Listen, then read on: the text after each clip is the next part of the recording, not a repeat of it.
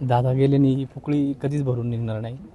कारण दादांचं व्यक्तिमत्व इतकं चांगलं होतं तर माणसामुळं आज अगदी बारामती डेव्हलप येईल ही प्रतिमा कधीच आमच्या मनातून जाणार नाही. आयुष्यात आम्ही यांना कधीच विसरू शकत नाही.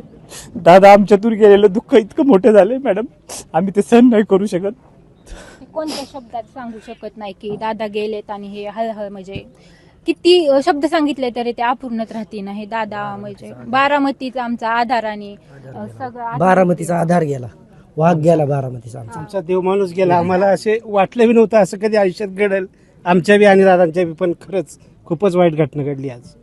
दादा आमच्यासाठी काय होते, देव माणूस आमचा हरपल्यागत झाले आज. काय भावना? कायम नेतृत्व हे खूपच महान होतं बारामतीसाठी आणि पुऱ्या महाराष्ट्रासाठी.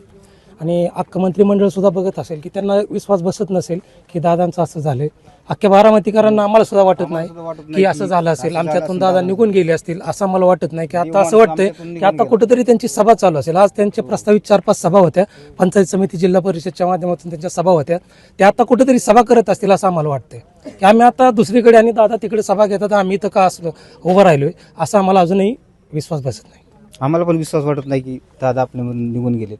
असं आम्हाला पण वाटतं की आज कुठेतरी सभेला असतील दादा. आमच्यासाठी देव माणूस दादा होते. आधी दादांसाठी अशी म्हणजे हेच होत नाही, देव माणूस हरपला आज. कशी श्रद्धांजली व्हायला? देव माणूस होते श्रद्धांजली.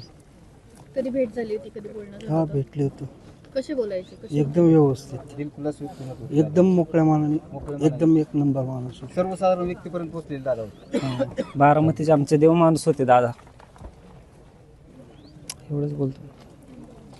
अजितदादासारखे नेतृत्व या महाराष्ट्राला मेन अवघड आहे. नेता असा पण अवघड आहे.